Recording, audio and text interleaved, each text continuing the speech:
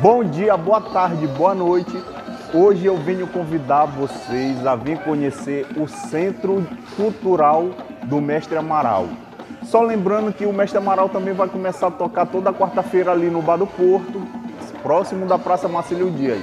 Venha conhecer um pouco mais do tambor de crioula aqui no Centro Cultural do Mestre Amaral, que fica localizado no Beco da Pacutilha, próximo à Casa da Festa. E aí, mestre, como é que tá, meu preto? Beleza, galera. Então esse toque que você vai estar dando aí é para você se ligar aí no Centro Cultural do Mestre Amaral, que vai começar agora o tambor. Ainda não é hoje, mas hoje quem quiser ver o couro apanhar, que vai lá no Resende, ali do lado, perto do Bar do Porto, ali no reggae, ali que os lá é tambor e reggae. A gente vai fazer toda quarta-feira lá e sexta e domingo aqui. Quem quiser compartilhar, comparecer lá para ver o couro apanhar lá, que vai lá dar uma força e curtir e tomar uma cerveja gelada, né, gente? Que é massa. Pode ir lá que nós estamos esperando vocês lá. É massa, Beleza? é massa. É massa, finaliza com massa. Porque é massa. Próximo à Praça dos Catraieiros, ali naquele cais onde a gente pega o barco para ir para Alcântara. Mais precisamente, próximo à Casa do Maranhão. Espero encontrar vocês lá e mostrar que o Mestre Amaral é massa no tambor de crioula.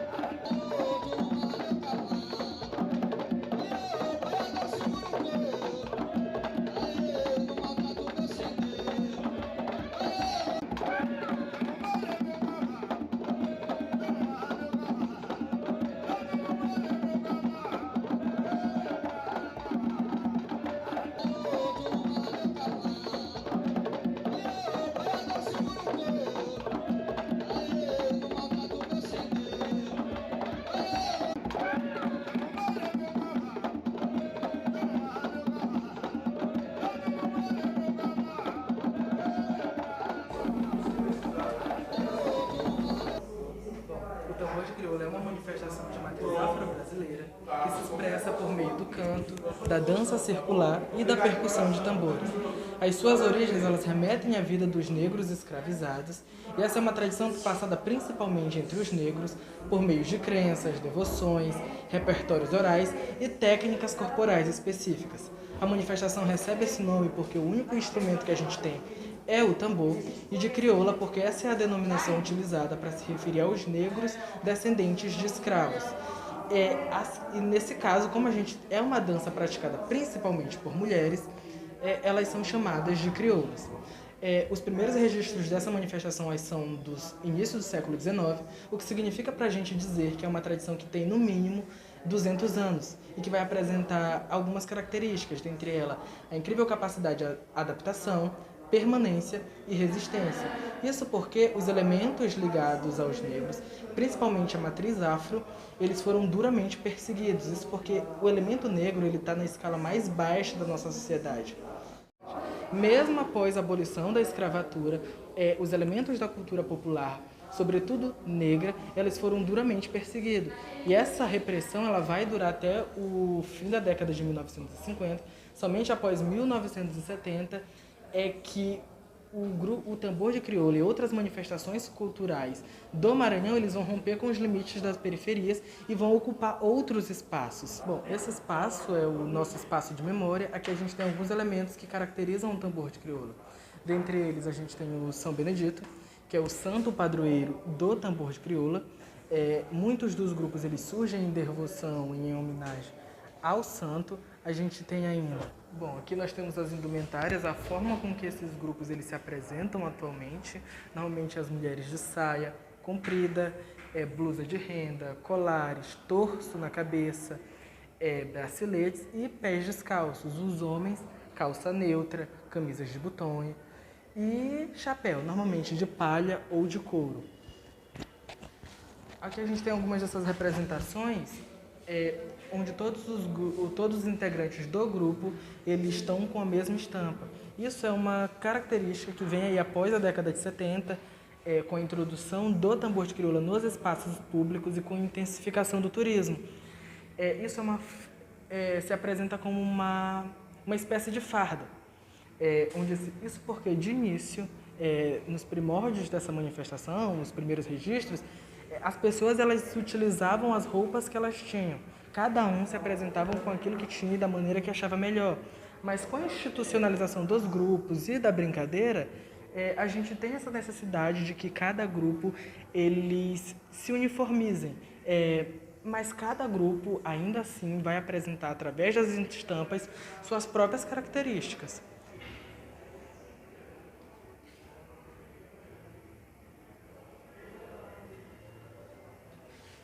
Bom, esses são um conjunto dos 3 tambores, que são chamados de parelha. Nós temos o tambor grande, ou rufador, o meião, ou... Nossa, agora... Socador. E o tambor menor, que é o crivador ou pererenga. E as matracas, que são tocadas no corpo do tambor grande. Normalmente esses tambores eles são feitos de madeira e revestidos de couro. Bom, e a gente tem uma representação do toque dos tambores aqui. A representação dos toques dos tambores. E aqui está retratado 2 situações. Primeiro, a representação da coreira principal com o santo, o São Benedito, fazendo a evolução na frente dos tambores. Com relação à presença do santo, alguns grupos, inclusive, eles discutem sobre a necessidade do santo em manifestações que não se apresentem um cunho religioso. E nós temos esse segundo momento, que é a punga ou a umbigada, quando após fazer a evolução com os tambores e de desenvolver a dança no centro, a coreira que está no centro, ela vai a uma outra para ser substituída. E nesse momento que a gente tem a punga ou a umbigada, que é esse toque dos ventres, representa um cumprimento, uma saudação. E há quem interprete isso como um símbolo de fertilidade, esse toque dos ventres entre as mulheres. A gente tem uma outra representação da roda, aqui uma roda mista, os homens, os tocadores de pé. E uma das principais figuras que se expressa nessa roda é o regente, que normalmente é o líder do grupo, é o dono do grupo. E ele é responsável por manter ativo, ele é responsável por distribuir cachaça entre os brincantes, por auxiliar e manter a roda ativa. E aí a gente tem um dos principais também elementos do tambor de crioula, que é a cachaça, assumir diversas conotações, a de hidratar, de aquecer a voz, de reduzir o impacto do tocador de tambores, porque os tambores eles são aquecidos, são afinados a fogo, então a cachaça ela é utilizada com o intuito de reduzir um pouco esse impacto. Aqui a gente tem aqui as representações de algumas das cachaças maranhenses, em especial a nossa tiquira, feita a partir da fermentação da mandioca, geralmente é incolor, mas ela assume essa coloração arroxeada a partir da infusão de folhas de laranjeira. E aqui a gente tem algumas outras representações, como uma estatueta do São Benedito, as mãos do mestre Felipe, uma das principais referências do tambor de crioula no Maranhão. Essa representação ela foi doada pela família, infelizmente o mestre Felipe ele faleceu no ano de 2008, mas é extremamente importante para a história do tambor de crioula no Maranhão.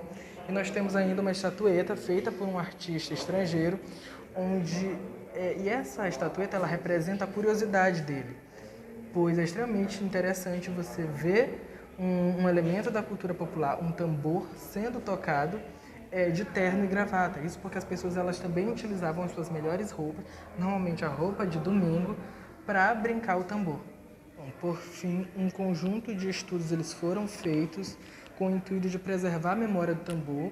Um dos principais trabalhos que a gente tem são os tambores da ilha, onde a partir disso o tambor de crioula ele vai ser patrimonializado, ele vai se tornar um patrimônio cultural e imaterial do Brasil. E a gente tem um dos trabalhos mais recentes do IFAM, que é um dossiê, com informações atualizadas acerca da manifestação no estado do Maranhão.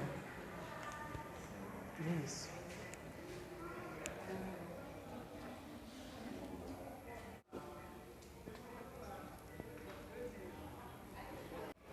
E hoje a nossa visita foi no Centro de Referência do Tambor de Crioula com o nosso amigo guia Igor Soares e mediador do Centro de Referência e Vivência Casa do Tambor de Crioula.